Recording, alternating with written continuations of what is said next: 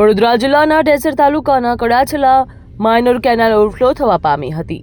કડાછલા minor canal overflow પાણી ખેતરોમાં ઘૂસી જવા હતું ત્યારે છેલ્લા 24 કલાકથી નર્મદા માઇનોર કેનાલ ઓવરફ્લો થતા ખેતરો જળબંબાકાર બન્યા હતા તેવું સામે આવ્યું, જ્યાં ખેડૂતોમાં ચિંતાનો માહોલ સર્જાયો હતો। ખેતરોમાં પાણી ઘૂસી જતા મકાઈ અને દિવેલના પાકને ભારે નુકસાનની આશંકા સેવાઈ રહી છે, જ્યાં કડાછલા માઇનોર કેનાલ ઓવરફ્લો થતા વાલાવાવથી કડાછલા સુધીના ગામોની ખેતી જમીનમાં પાણી ઘૂસી ગયું હતું ત્યારે કેનાલની સફાઈને લઈને વારંવાર વહીવટીતંત્રને રજૂઆત કરવા છતાં પણ આ દિન સુધી કેનાલની સફાઈ કરવામાં આવી નથી।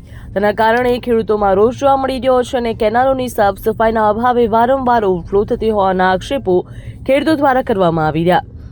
તો આ કેનાલ સફાઈ માટે જે લાખો રૂપિયા ખર્ચાય છે તે તપાસની માંગ કરવામાં આવી રહી છે। બ્યુરો રિપોર્ટ, ખબર ગુજરાત વાઇટ।